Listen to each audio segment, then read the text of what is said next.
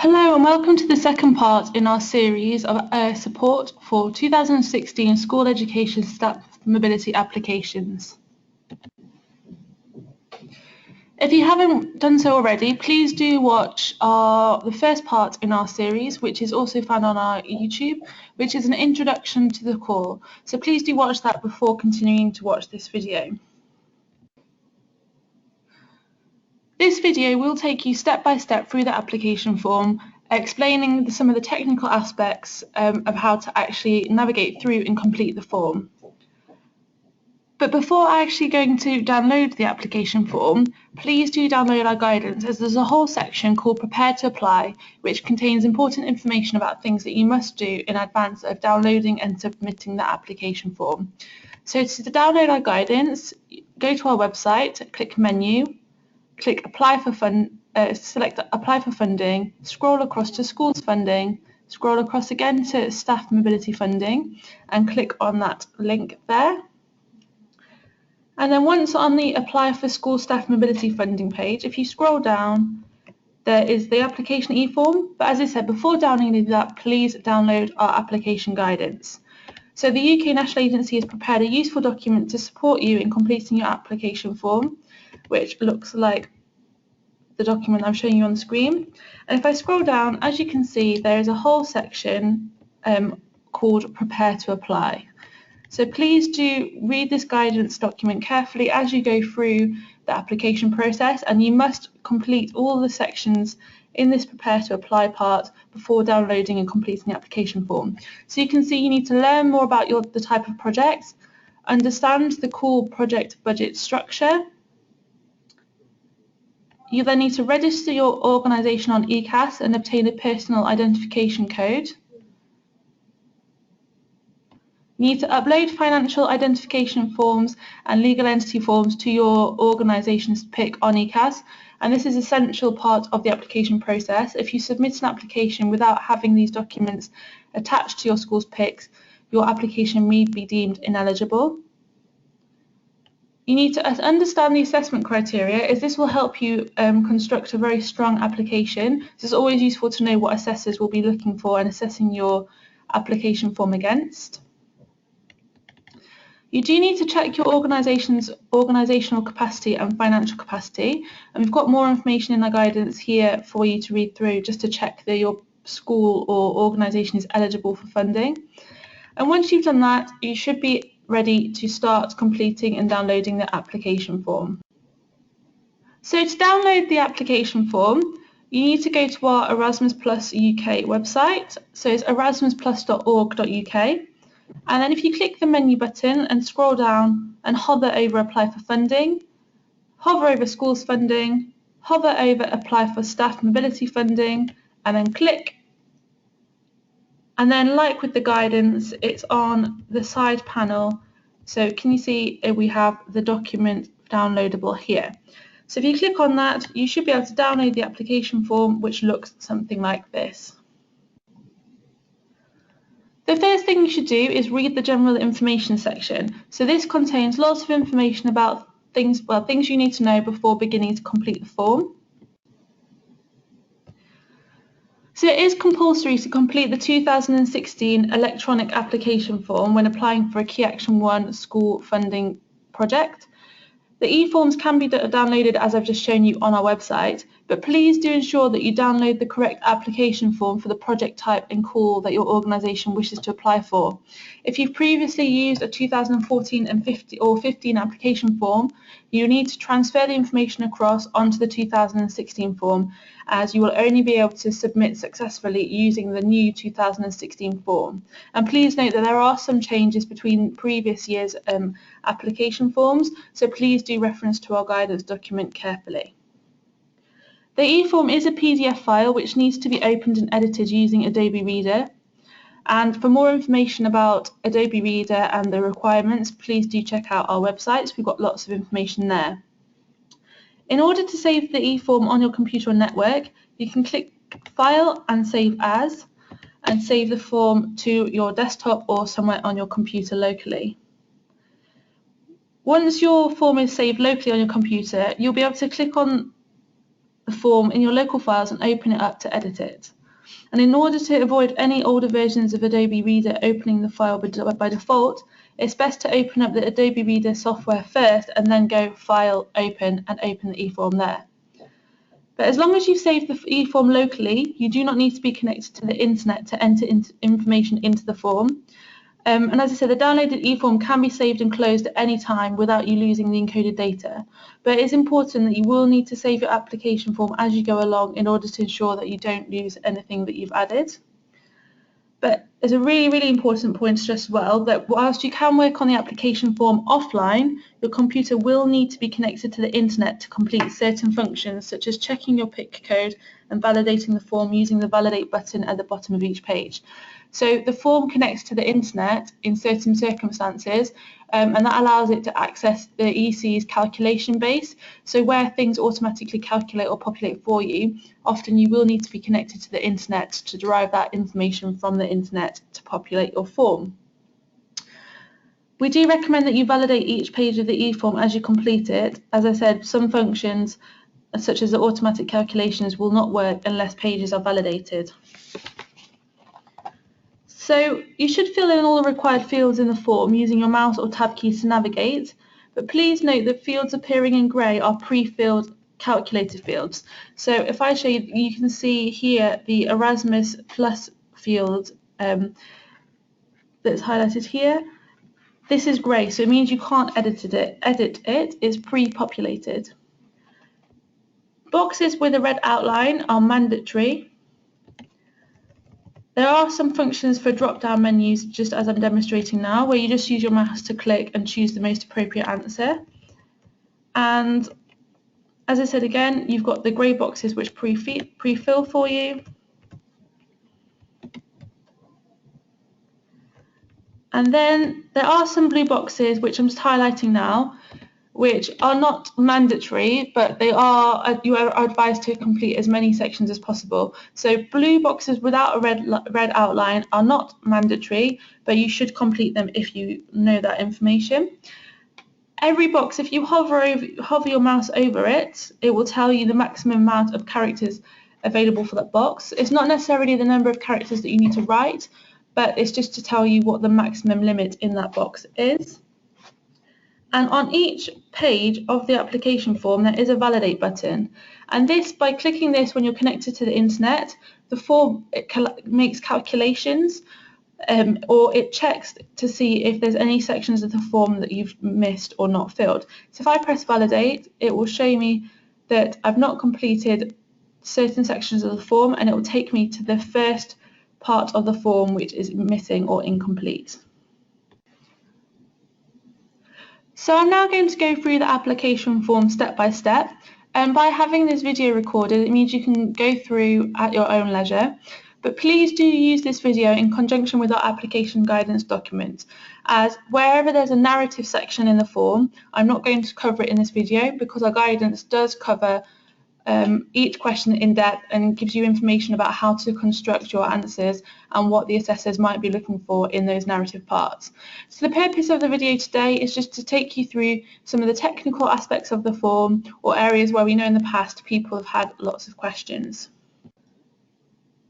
And links to further information, our guidance document and access to additional resources will all be in the description box below. So if you are looking for more support, please do look in the description box below and you will be able to access that information there.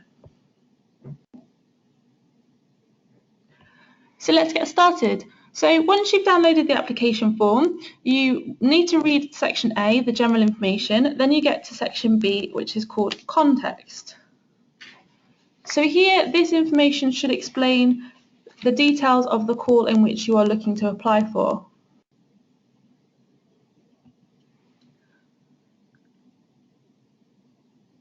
So you should check that the pre-filled fields in dark grey correspond to the funding that you are actually applying for. So applications for Key Action 1, Learning Mobility of Individuals for School Education Staff Mobility, must ensure that the application form used displays the information that I'm showing you on the screen now. So it should show that the programme is Erasmus Plus, it should show the Key Action is Learning Mobilities of Individuals because that's Key Action 1. Then the action should say Mobility of Learners and Staff. Then action type should show school education staff mobility. That's really key because that highlights that you're applying to the school field. Another very important thing to check is that the call says 2016. So please do check that you're using the most up-to-date application form. Then just a little bit of information about the deadline for submission. As you can see, the deadline is the 2nd of February 2016 and it says 12 o'clock midday. But that 12 o'clock midday is Brussels time. So in the UK, all applications need to be submitted by 11 o'clock in the morning on that day because that's the time difference. So as I said, please do submit on time in advance of that deadline. Anything submitted after that will be deemed ineligible. And because that is a date and time that is set across the whole of Europe, there is no flexibility on that date or time at all. So even if you're 1 minute or 10 seconds late, your application form will be deemed ineligible. So we really advise as a national agency to submit your application well in advance of the deadline to avoid any late submissions due to technical difficulties at the last minute.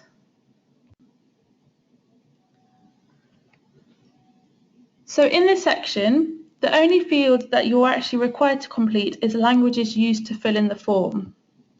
All applications submitted to the UK National Agency must be completed in English.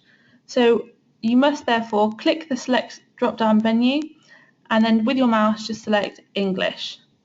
And that's all you need to do. So once you've done that, you can move on to section B1. So in this section, you must include information about your Erasmus Plus project title, start date and duration. And the rest of the fields in dark grey will pre-fill for you when you enter your organisation's PIC code later in the application form. So for your project title, you should enter something that's meaningful and representative of the content of your project. So for this example, I'm just going to put demo project. And then you can use the start date. So if you press the drop-down menu, it shows you a calendar and you can simply use your mouse to select the date in which you want.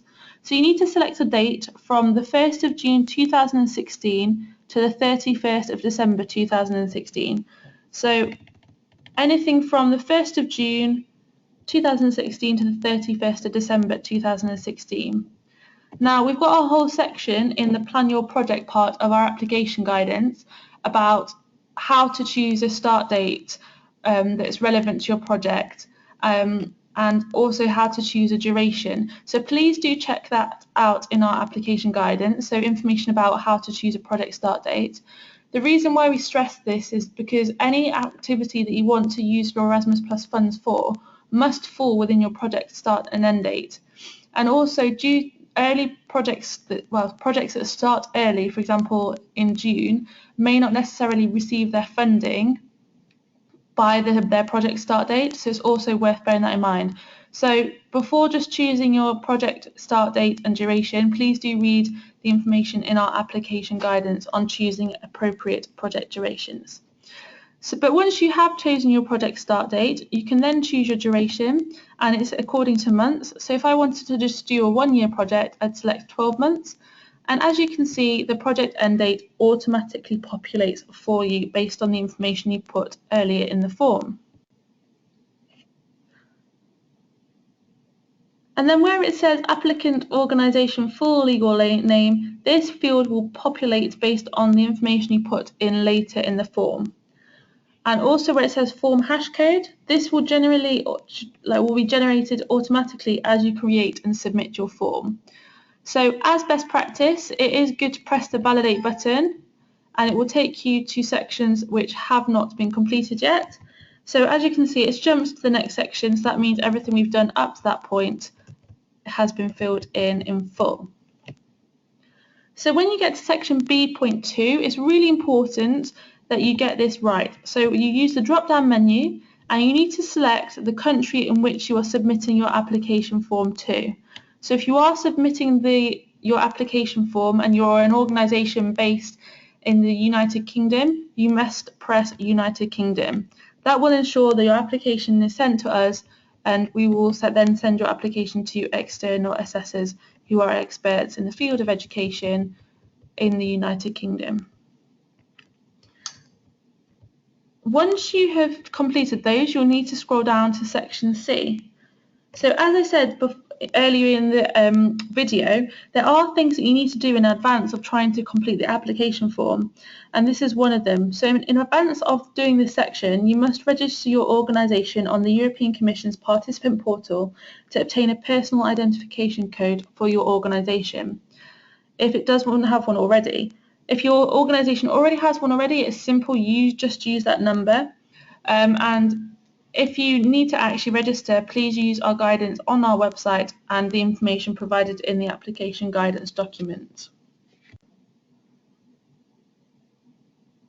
So this section is asking you to provide information relating to the applicant organisation. So for consortium applications, the applicant organisation is the consortium lead. So you must enter your own organisation's PIC number into the form and click check PIC whilst you're connected to the internet. So for this example, I'm going to use a demo PIC. So you just type in your PIC number, like so, click check PIC. As long as you're connected to the internet, the application form will access the internet for you.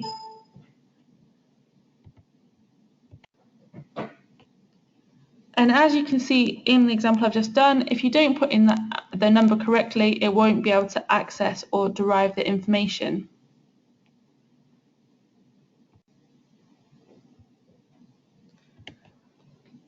But when you do put a correct PIC number in, if you put the number in and press check PIC, it will access the internet and pre-fill all the information about your organisation for you. So as you can see, all the fields in grey have pre-populated, and it's just left some sections in blue which are not necessarily mandatory, but you should complete them if you can. It's important to note now that if the grey fields display information which is incorrect or needs to be edited, you need to go back to the participant portal ECAS website and edit your information there. So you can't edit those grey fields in the form, but you can go back to the ECAS participant portal, update your school information there, then come back, re-enter the PIC number and press check PIC, and then it will update the information for you. So as you can see, you can add the acronym department if you want. You can add the email address of your school. It's really worth putting a generic email in there, just in case we need to contact your school. And then you get into section C.1.1, which is the organisation profile. So again, some of the sections will be pre-filled for you, but the first thing you need to do is use the drop-down menu to select the type of organisation that you are applying on behalf of. So as you can see, there's a whole range of different organisations. If you are a school, there is a whole host of different options for a school. Now, we know that in the UK, some schools cover primary and secondary. So in those instances where your school type is not necessarily displayed, please just use the one which represents the majority of your school. So if you're a primary and secondary school combined, secondary makes up the largest proportion of your pupils, then please just select secondary. So just choose the one which is most relevant to your organisation. Then you need to put an estimate or the most accurate number you can possibly derive for the total number of staff and learners for your organisation. This is just a way of the form sort of knowing roughly how big your school is, and it's just used by the assessors to sort of see the sort of size of your school. And if you're a small school or a large school, it doesn't matter. Anyone that is a registered school in the UK can apply, as long as they fulfil our requirement categories and criteria. So a big school, small school, it doesn't matter, but it's just a way of us seeing how big your organisation is. Now, if you're applying as part of a consortium, so that's where a cluster of schools will want to be involved in a project, and for example, a local authority or a school coordination body will make the application on behalf of those cluster of schools. So if you are applying as part of a consortium application, this is where you need to complete some additional information here. So in the drop-down menu, if you are applying on behalf of a consortium, you press yes. And then you proceed to add every school via their PIC numbers that you want to include in the form. So that does mean that every school that you want to include in your consortium will need to register on ECAS and obtain a PIC number. But for simple one school only application forms, you just press no. And then even for a consortium application, once you've added your consortia, then you'll just go on to see 1.3 as well. You'll have the same information to input, but you will probably have to repeat this for different schools if you're applying as part of a consortium. But for simple school applications, this is what the form will look like. And then when you get to C1.3, it's worth referencing to our guidance because we provide lots of information about how to complete all those narrative questions. So for this video, I'm going to move on to C1.4, which is a legal representative. So here you must enter the details of someone who is authorised to enter into a legally binding commitment on behalf of your organisation. So for schools, this is most likely to be your head teacher. But if your application is approved, this person will become the signatory for the project's grant agreement. So you must complete every field in this section, but it's really important to stress that if after the submission of your application, this legal representative changes or leaves your organisation, you must let us know as soon as possible, as this information will be included in your grant agreement and it must match. So please do contact us if after the submission of your application this changes. And it is important that the legal representative's details are consistent throughout the application form. So later in the form, you will have to get the legal representative to sign a declaration of honour and then supporting documents. So if there is an inconsistency between the legal signatory, then your application may be deemed ineligible. So please do make it sure that it's consistent.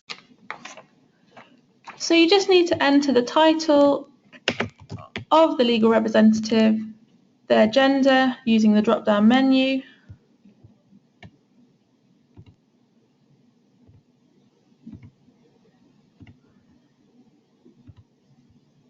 then you'd enter their family name, the department, their position, their email,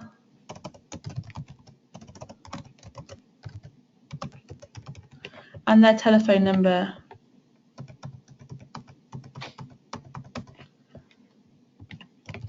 And now's a good chance as well just to use that validate button. So if I click on that, it will go back and take me to the background and experience form because I haven't completed these sections. So I'm just going to populate those fields just now.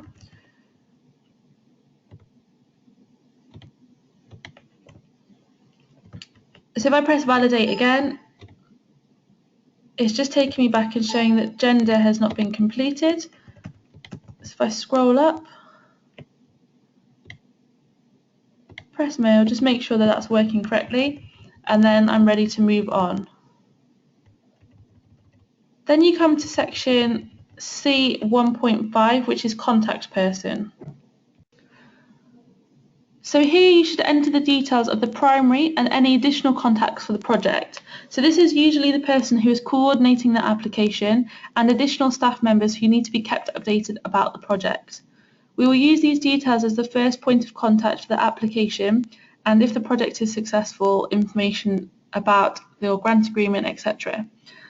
If possible, please ensure that the primary contact person is someone different to the legal representative. So it's really important to note that we can only contact the legal representative or contact people with information that you provide us in the application form regarding your Erasmus Plus project application. So due to data protection laws, we can only use the contact details that you provide us in the form.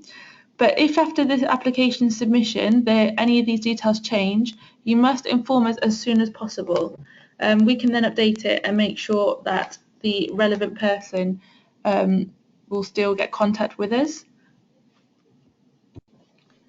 So if you are detailed as a contact person or you know that the legal representative leaves, please do get in contact with us before that person leaves the organisation so we can update it and keep it our database is correct.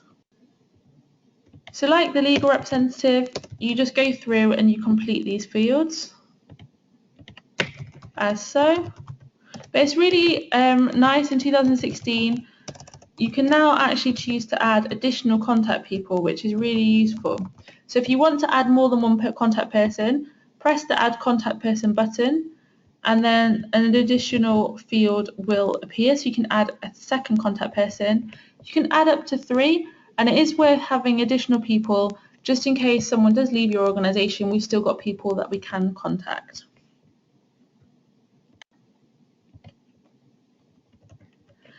Now here you can see that there's a button called Add Partner. Partner organisation refers to institutions you intend to visit for either job shadowing or teaching assignments. Details of course providers should not be entered here, as you do not need to identify course providers at the application stage. So any partner you wish to visit for job shadowing or teaching assignments will have to have a PIG. So you press Add Partner and then scroll up. And then you can enter their PIC number as you did for your own organisation, complete all the fields as you did for your own, add the legal representative and contact person, and provide the background information about that organisation. You can add or remove partners as you go, but it's worth noting that if you won't press the Remove Partner button, it will just remove the last added one. So please do be careful as you do add and remove partners.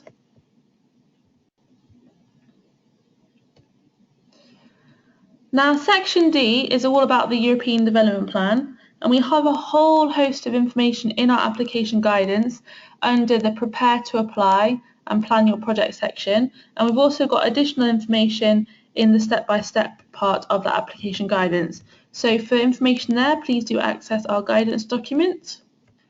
And then you go down and you've got the description of the project, and there is information about how to complete the narratives, but where it says what are the most relevant topics addressed by your project, you simply use the drop-down menu, select the topics that are most relevant to your project. You can select 1, 2 or 3 topics. It's up to you, but you cannot exceed 3.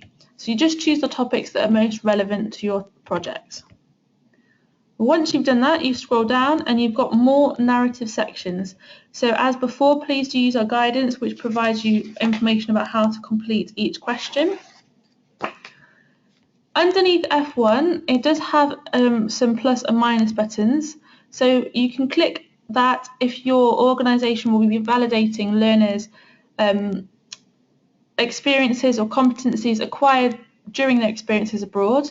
So there is a drop-down menu here. Now these are all European sort of certificates or recognition of learning. And you can choose to recognise participants' learning with one of these. If you're not going to be recognising their learning with them, you just simply press the minus button and it will just show that there's no option. Then you continue with the narrative sections using our guidance to help you write your answers. This is all the narrative sections that I'm scrolling through. Please do remember to validate as you go along to make sure you've not missed any. And then you get to section H, which is activity details. So an activity is defined as either a teaching assignment or staff training. So each activity and mobility that your project plans to implement must be listed in this section of the application form. And we cannot fund activities or mobilities if they're not listed in your application form now. So please note that if you're for a consortium application, the activities listed in the form must include all activities for all of the schools you plan to involve in the project. And please do use our application guidance as well to help you as you go along. And I'm just going to give you a demonstration of how to complete this now. So as you can see, the activity number populates automatically. If I was to use the Add Activity button, it will automatically add a second activity, which is A2. And you can use the Remove Activity button as with the buttons that had a similar function earlier in the form. So from the activity type, you use the drop-down menu and you choose either job shadowing, structured courses or teaching assignments abroad. So for this example, I'm going to use structured courses.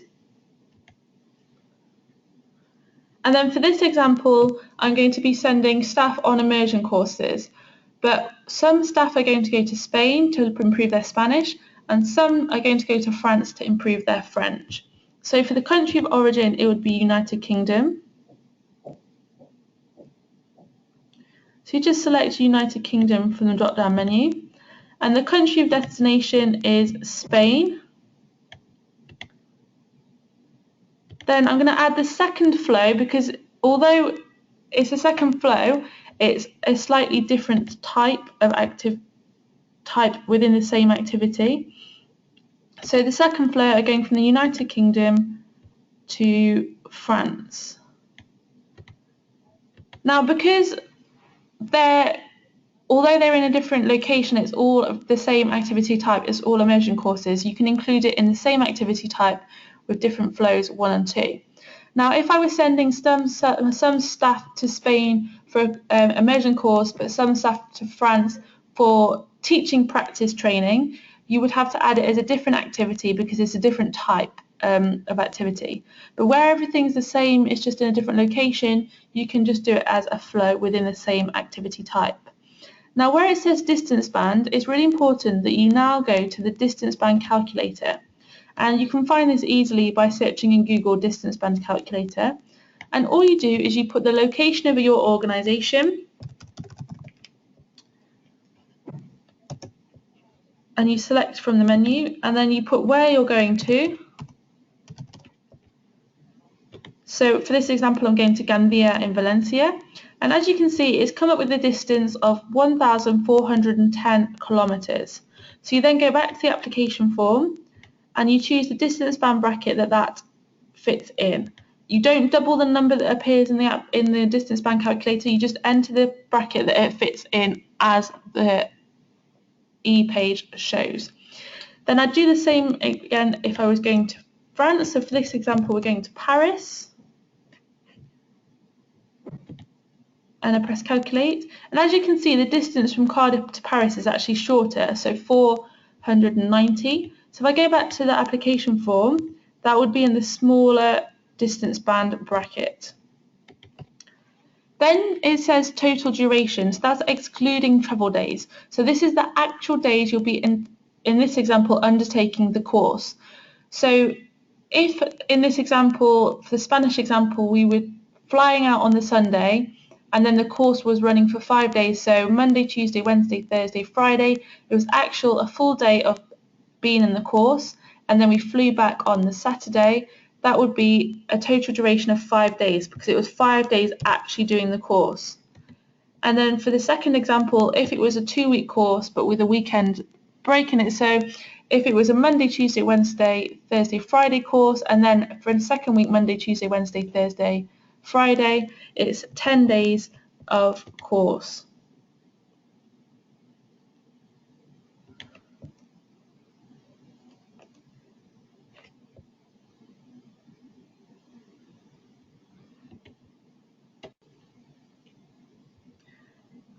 But to make this example easier, I'm just going to make them both the same. And then so for 2 travel days and 2 travel days, as you can see, it's calculated the total duration as 7. If I used the example before of if it was a 7-day course, so it was Monday to Sunday, 7 full days of course, you press 7, and then as you can see, it's allocated an extra total duration. So you'd enter then your number of participants. So for Spain, we're going to send 5. To France, we're going to send 10. This is just for my example. And as you can see, the bar underneath is calculating as you go along. That's because I'm connected to the internet. Then if any of your participants have special needs, you'd press and enter the number of participants out of the number you've previously stated who have special needs. So for Spain, I'm just going to use the example of 1 in Spain, and you must make sure you press 0 if the field is not required. And then for accompanying persons, we're not going to have any accompanying persons because the participants don't need them. And then number of non-teaching staff out of a total number of participants. So for the Spanish example, it's going to be 0. And then for the bottom example, it's going to be 1. For example, if the deputy head also wanted to go on the immersion course to improve their French, they could maybe speak to students just out of lessons in French and help them learn. And as you can see there, that's a completed activity table. So we've got 5 teachers going to Spain. They're going on the Sunday. They've got 5 days of courses and they're flying back on the Saturday. And then we've got an example here of 10 teachers going to France. So they're flying on the Sunday. They're doing Monday to Sunday worth of courses and flying back on the Monday. So they're my 2 examples. Once you've done that, you can add additional activities. So you can combine in one project structured courses with job shadows, etc. That is possible. And once you've added your activities, you should see a summary in H1.1. So please do check that that is correct. Once you've done that, you can move on. And then we have a whole narrative section about impact and dissemination. So there's lots and lots of information about impact and dissemination in our application guidance document, because it is key parts of all Erasmus Plus projects now, and you will be directly assessed on it. So once you've done that, you'll scroll down to the travel section, and this is the budget section. So it's really important you get this right, because we cannot apply or we cannot give you any funds that you do not apply for in your application form. So you need to see your application form as a request for funds.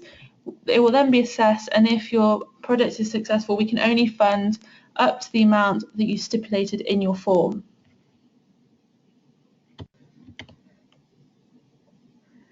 Now, because a lot of the budget categories are based on unit cost contributions, you'll see that the budget is automatically sort of populated for you according to the activities you planned earlier in the form. So you can see it's got our activity A1 and it's got our 2 flows, and travel is calculated according to the distance band category. So as you can see, it's automatically calculated a grant per participant and multiplied that by the number of participants and calculated a total amount for travel. And for information about budget categories and unit cost contributions, we have a whole section in the plan your project section of our application guidance.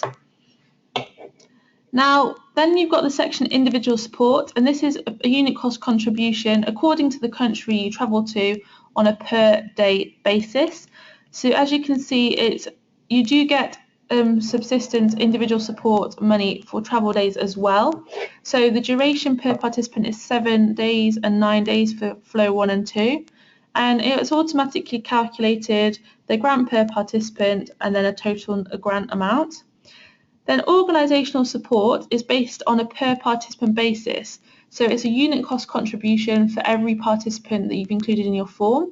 So as you can see, we've got 15 participants taking place, and it's automatically calculated a unit cost contribution.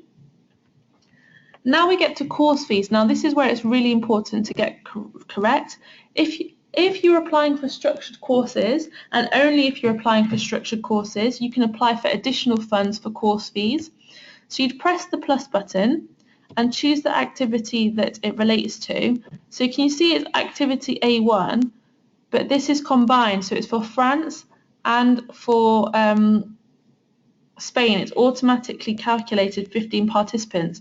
But if you remember back, one flow had a duration of 5 days of course, and one flow had a duration of 7 days of course. So in our example, we're going to have to press that plus button twice and add the activity twice. So one duration was 5 days and one duration was 7, and it's, remember to get the participants correct, so we had 5 and 10. So just make sure that you do get that correct and that you are applying for course fees only for the number of days in which you'll actually take part in the course. Then if you'd applied for special needs support, you can apply for additional costs here. So special needs support refers to any cost directly relating to participants with disability or other specific needs for which additional costs will be incurred. So a person with specific needs is defined as a potential participant whose individual physical, mental or health related situation is such that his or her participation in the project would not be possible without extra financial support. So special needs support is calculated on an actual cost basis and will be assessed case by case. So the individual situation should be described and the particular needs and extra costs attached to it should be detailed in the application form.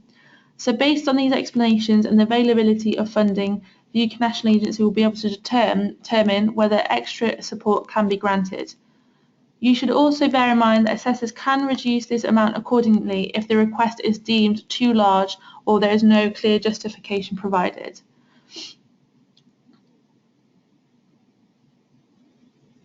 So special needs support cannot be applied for retrospectively. So if there is a high possibility that special needs support will be needed in order for participants to take part in a mobility, please ensure that you include it in the application form. If your project is funded, but the mobility of a participant requiring special needs support is not realised, the support allocated under this budget category will just be deducted from your final grant payment or recovered by way of invoice. So to add individual support,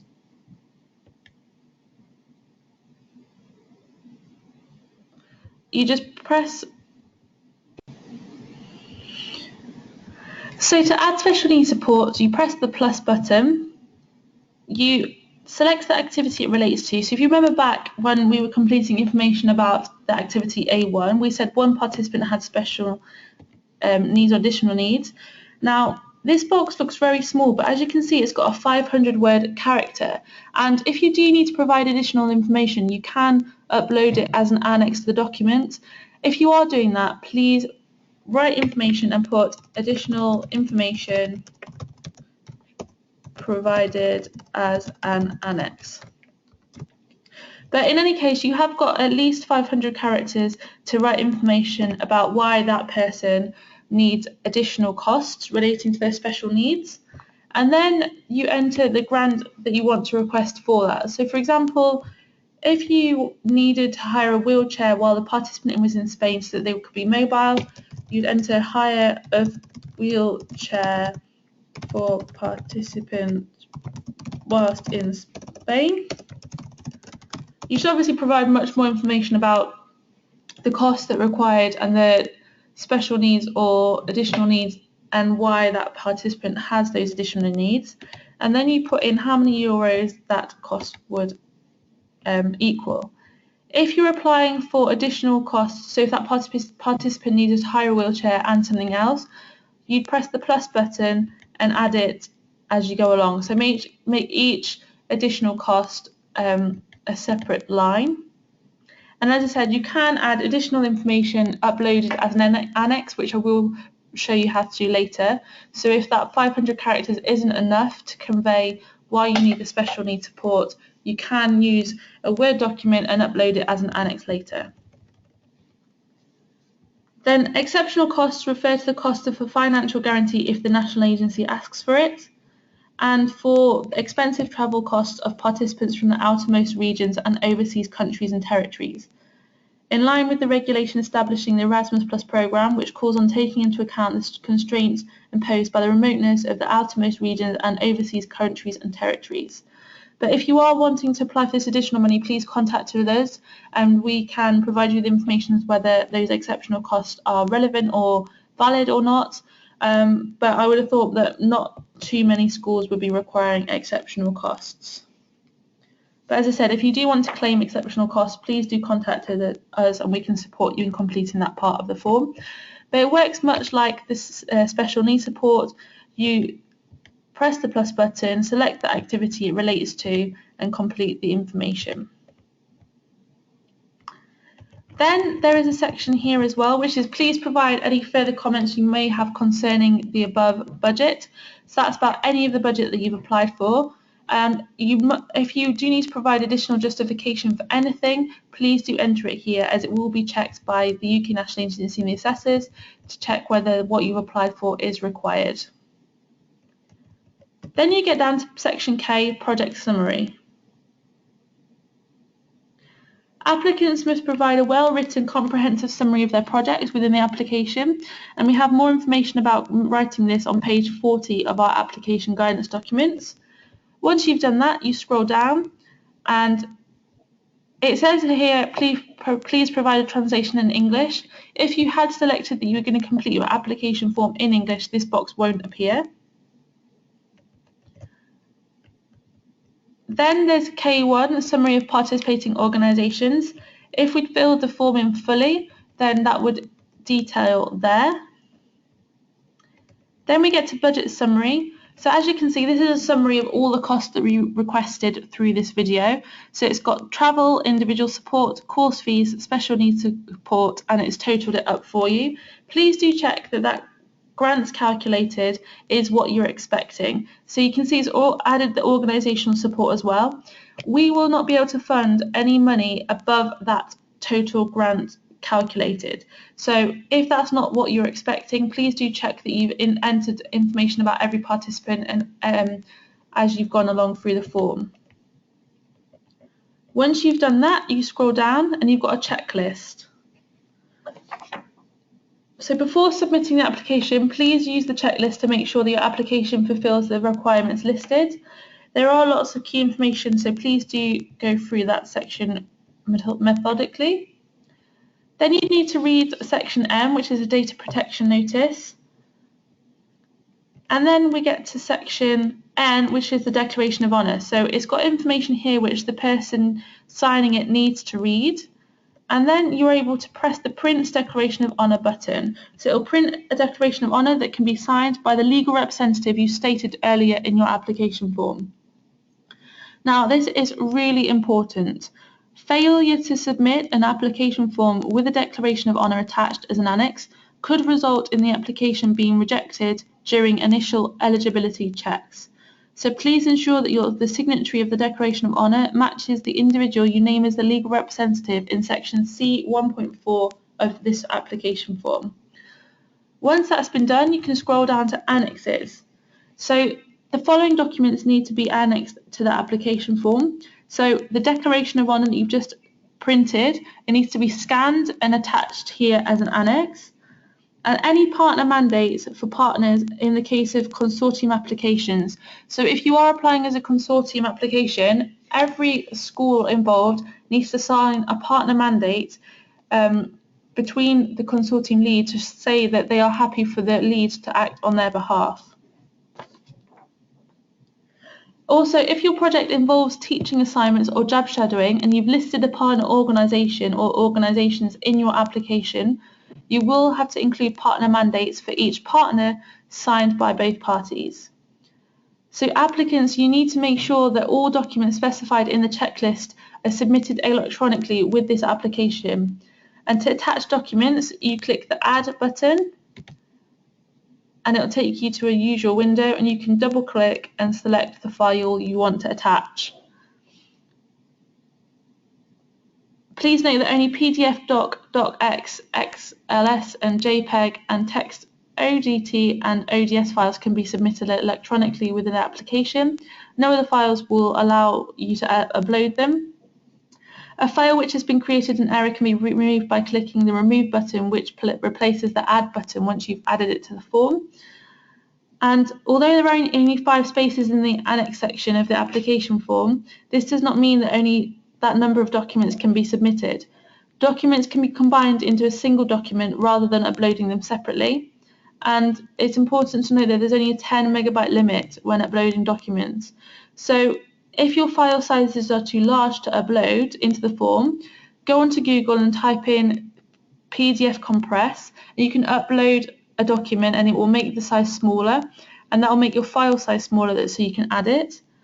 Also, if you need to upload multiple documents and 10 spaces isn't enough, if you go into Google and type in PDF combine, any of the sites that come up will allow you to upload multiple documents, press combine, and it will combine them all into one document so that you can upload that as an annex. So an annex can be, for example, 10 partner mandates all in one document uploaded as an annex. If you have any problems with the annex section or it's not allowing you to add what you need to, please do contact us as soon as possible, because this documentation is essential and we need to support you in uploading this to the form. Then you get to section P, submission. In P1, you must click validate for the last time, and that will check that all sections of the application form have been completed. So you need to do that validate before you do try to submit online. Then there is the standard procedure process. So you should only submit your application form once you're happy with the finalised version. And you need to ensure that you're connected to the internet in order to submit your application form. And you should also make sure that all sections of your form are valid and that all annexes are attached before submitting the application form. So can't stress that enough. Please do check the document checklist to make sure you have everything completed and attached to the form before submitting. So we really advise that you save the final completed version of the form on your desktop in case of any technical difficulties. And once you've done that, you can submit your application form while you're connected to the internet online by 11 o'clock UK time on Tuesday the 2nd of February 2016. And as I said, can't stress it enough, if your application is submitted after this deadline and the alternative submission procedure outlined is not in our guidance document is not completed in time, the application form will be made ineligible. And just a few words on the alternative submission procedure. We have specific information on how to follow that on page 43 of our application guidance document. And it's very rare that we do accept applications via the alternative submission procedure. If you do want to use that alternative submission procedure, it's only applicable if applicants are unable to submit their application online due to a technical error with the form. This is not an error that you've completed it incorrectly or missed sections or missed the deadline. It's only if you're unable to submit due to a technical error. And we do have a whole list of technical errors that we will not accept via the alternative submission procedure in our guidance document. So if you are looking to do that alternative submission procedure, you must make sure you comply with our guidelines on page 43 of our application guidance document, because anything that deviates from that will not be accepted. Then P4 will provide you with a submission summary. So a record of submission attempts made within the form will be recorded here, and we've got lots of information in our guidance about what to look for in there. And then there's an option to print the form, and I really highly recommend that you press the print and keep a hard copy of your application form for future reference. You need to see the application form almost as though it's like a project proposal, as if you were going to a bank to request funding for your startup or project idea. So once you've done the application form and it's submitted, if you are successful, you should be using this application form as your project plan. So you will need to reference back to it even after the submission date, because you should be aiming to complete your application as close to, complete your project as close to your application form as possible. Once you've done that, you should have hopefully submitted your application form on time correctly. If you do need further support in completing your application, as I said, we do have our introduction to the core video on YouTube. We have this video, which is part 2, and we also have a series of webinars which should be running. And to register for them, you can just need to go to our website and the events page, which you click on webinars and you can register. Now, unlike last year, the webinars will not take you through step-by-step the form. They're more of a question and answer session. So if you do have any questions for the National Agency about your application, please do register for that, and we look forward to talking to you there. And then for any other information, please do visit our website or contact us via telephone or email. All the details about contacting us are on our website and in our application guidance document. And please do check out the links in the description box below, and they will certainly help you on your way. So thank you for watching our video. Good luck with the application form, and we look forward to receiving your project proposal.